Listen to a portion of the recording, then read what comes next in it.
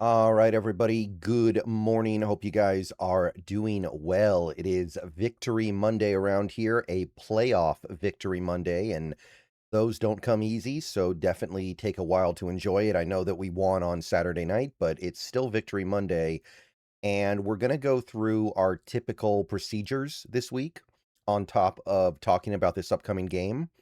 But I don't want to just stop doing all the weekly videos just because it's the postseason. I know that some of these videos are a little bit more compelling in the regular season, and they lose a little bit of their oomph in the playoffs, especially this one, Snap Count Monday. But at the same time, I still think it's useful to look at it and see who's getting on the field for the Seahawks. So we're going to do Snap Count Monday now and understand that our reasons for looking at snap counts are just a little bit different now. All right, everybody, before we go any further into the video, I want to take a minute to tell you guys about a wonderful app called Sleeper, a one-stop shop for all your sports needs. You can celebrate and chat about sports in real time with other users. You can get all kinds of scores, sports news, and sports alerts with blazing fast speed. And of course, you can play in fantasy leagues and win real money on picks contests. So enjoy sports with other people in a community. Download the Sleeper app today and remember to use the promo code SBN, that is SBN, for up to $100 match on your first deposit. And they also have a free $20 entry right now, no deposit required. So pair those two up. Terms and conditions do apply. See Sleeper's terms of use for details. Currently operational in over 25 states and growing. Check out the Sleeper app and have fun with sports this year. All right, so snap count Monday. Let's start with the offense. Both sides, though, it's going to be a little bit misleading, some of these numbers, because the game was such a blowout that the snap counts aren't going to mean what they typically mean. And we're going to end up seeing a lot of stuff here that is kind of, how should I put this? Not really indicating what it looks like it's indicating, if that makes sense. So, starting with the offense, 53 total snaps, which normally would be kind of low, but that's what happens in a game where you get a kickoff return for a touchdown and you're also getting short fields because of 3 turnovers. And also, your last couple of drives are literally just 3 and out because you're trying to run the clock out with your backups in the game. So, even that is not something that I'm really going to be thinking about. So, good game by the offense. The total number of snaps is not very high, but there's a very good reason for that, and sometimes that's okay. All right, so unfortunately, Zach Charbonnet got hurt so early in this game that we're not really going to learn all that much from the running back snap counts. Walker had 33, so it was kind of nice that even in a game where his backup got hurt, Walker was able to not play a ridiculous number of snaps. 33 is roughly in line with the number of snaps he plays in a normal game, and Zach Charbonnet had 8 before he got hurt. So we were able to find a way to make it work. Velez Jones got 11 snaps, and then Robbie Oots had 10. Now, somebody in I want to say my comments, maybe it was in the stream chat last night or 2 nights ago, said that Robbie Oots got hurt in this game and left. I didn't notice that, so I don't know if it happened or not. I haven't seen anything about it, but he obviously didn't play as much as he typically would. So it is noteworthy that in a game where Seattle ran the ball a lot, they did not have Oots on the field very much. 10 snaps out of 53 is not very much. So I guess there was some kind of an injury. Again, I didn't see it. So not sure what the status is, but again, it's just hard to judge the intent of the team in a game where players get hurt. Moving on to wide receiver, pretty simple here. Cooper Kupp actually led the team in receiver snaps at 39. Again, I imagine that he and JSN would have played almost the whole game, if not for the fact that the end of the game was a complete wipeout. 38 snaps for JSN, so both those guys on the field for about 3/4 of the snaps total. Rashid Shaheed, 22 snaps. So earlier this year, when we got Shaheed, one thing that I said was that we would eventually have him worked into the offense as a full-time receiver. Clearly, we feel like we can get more out of him if we preserve him for only partial offensive snaps and then have him out there on special teams, and clearly that's worked very well. So, hasn't quite come together the way I thought, but it's come together in a way that is still very, very powerful. And how about Jake Bobo? 13 snaps. That is not a trivial number of snaps. That's about a quarter of the game. Tariq Young, 11 snaps, by the way, also not trivial, more than 20%. So both of these guys actually got meaningful snaps, and Jake Bobo made a big play in this game. The third down was massive. So cool stuff from the receivers. They were able to get not a lot of production because we didn't throw the ball that much, but they were able to get through this game without overloading anybody. And as you can see, things got spread out. Again, mostly because of garbage time, but Bobo made a big play in the second quarter. Tight ends, again, pretty simple. AJ Barner plays like 80% of the game approximately. Makes sense. He actually didn't get targeted once this whole game, which is kind of rare, but again, we didn't throw the ball very much. Eric Sauber, 25 snaps, so about half the game. Again, he's tight end 2 right now, so makes sense. Run blocking. And Nick Collar-Up and Brady Russell also got on the field a little bit. I think mostly in garbage time. I don't know if we ever went 3 tight end when the game was competitive. 6 snaps for Collar-Up, 7 snaps for Brady Russell. Not a lot, but a little bit of action going on here. Offensive line, Charles Cross played most of the game, but then obviously left at the end with the foot injury. Still don't know what's going on there, by the way. Hopefully we find out some stuff later today. 36 out of 53 snaps, so he still played a majority of the game. And then you had Gray Zabel play the whole game. Abe Lucas played the whole game because we don't really have backups for those guys, or the backups were already spoken for. And then Jalen Sundell and Anthony Bradford played 47 snaps, at which point we pulled out the backups, Olu Oluwatimi at center and Christian Haynes at right guard. So they got out there a little bit. Amari Kite at left tackle for 17 snaps. And by the way, he actually played really well.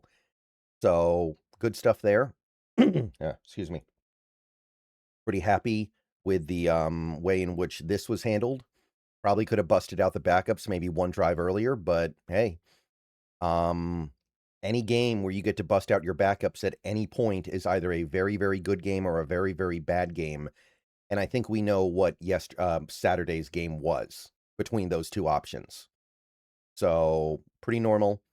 Jumping over to the defense now, 59 total snaps, which when you consider the fact that the offense only had 53 is actually really good. Usually when your offense only has 53, your defense is going to have close to 80. So the fact that we kept it under 60 here is actually really cool, which again, that's what happens when you're that dominant. So 59 snaps. Out of those 59 snaps, Leonard Williams, 36 snaps, and he leads all defensive linemen in snaps. Very, very cool.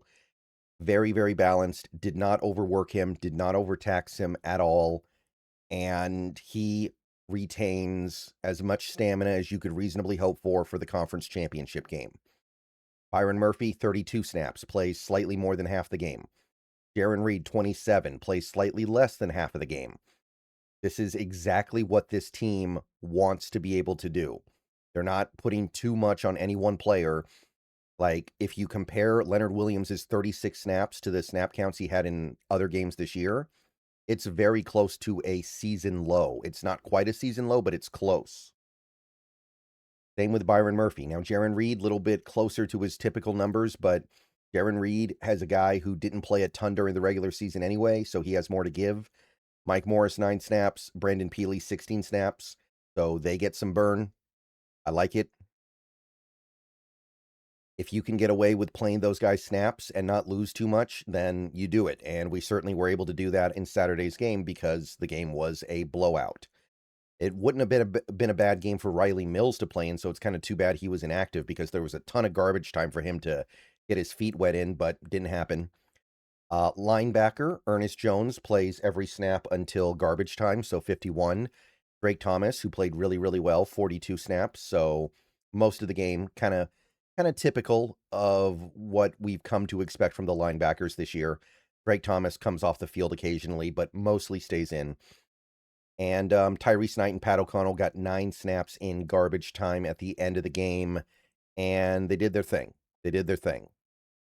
So not much to say there, not much to really comment on. Again, not really a linebacker rotation, just garbage time. We did, however, have a very nice rotation at edge, and if you take a look at this, you can see this is exactly what the Seahawks wanna do. They've got 4 guys. They think that all 4 guys bring something of value to the table, and they play all 4 guys equally. Now, if this game was more competitive, I'm sure Nwosu and Lawrence would have played more. I am sure Nwosu and Lawrence would have played more if the game was close. We were able to play Mafe and Hall more because the game got out of hand, but still, we were rotating those guys early in the game as well. So we get through this game, and our top 2 edge rushers, Nwosu and Lawrence, did not even play 30 snaps. That is going to be a tremendous benefit when we play this Rams team next week that is coming off back-to-back, down-to-the-wire, last-second victory road games in the postseason. So, really cool. Connor O'Toole actually got a little bit of burn as well in this game, 4 snaps, just a little bit of stuff at the very end. So, good for him. He gets to see the field for a playoff game. Cornerback, Devin Witherspoon, every snap except for garbage time, 51, and he played an excellent game, by the way. Reek Woolen, almost every snap. There's still a handful of snaps throughout the game where he gets pulled for Job, and it continues to kind of confuse me why we're doing that. I don't dislike Job, but Woolen is playing a lot better than Job right now.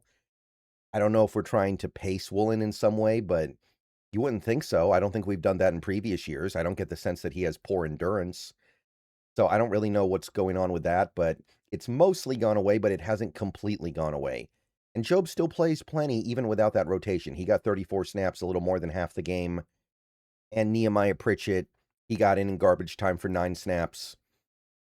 Not much to say, but he did seem to play okay. I do like the way Pritchett's developing this year after a rough start. So, liking that rotation. And then finally, we have safety. Safety, you've got Kobe Bryant. He was, I think, the only defender who played every snap in this game because we didn't have all of our backups at safety. So he just had to stay in even in garbage time. So 59 snaps for him. 51 for Nick Emanwari every snap except for garbage time. So he really is an every down player now, even in the playoffs. Rookie or no rookie. Julian Love, 44 snaps. So he did get a little bit of time out. So that's kind of interesting, right? Kobe Bryant just coming back from the injury. He's the guy who plays the whole game. Julian Love is the guy who actually rotates a little bit with Ty Okada. Although, again, most of Okada's snaps came at the end of the game, I believe. Don't really know how to read into that, but it is interesting. And yeah, that's really about all there is to say. It makes sense for the most part. I do think it's notable that Love was the guy who had his snaps cut a little bit for Okada to play. But at the end of the day, it didn't really affect anything all that much, and it doesn't really make that big of an impact. All right, I will see you guys later today. We got more videos coming. We're going to do our Pro Football Focus look as we typically do on Monday. So that's your snap count. I think there's some interesting stuff to learn from this. I love to see how good the rotations were. I love to see how clean everything was in terms of keeping our top players from playing too much in a game where they didn't need to. And I hope Charbonnet's okay. And of course Charles Cross. But yeah, we got more games to play. All right, see you guys later. Go Hawks. Everybody have a good rest of your day. More videos coming soon.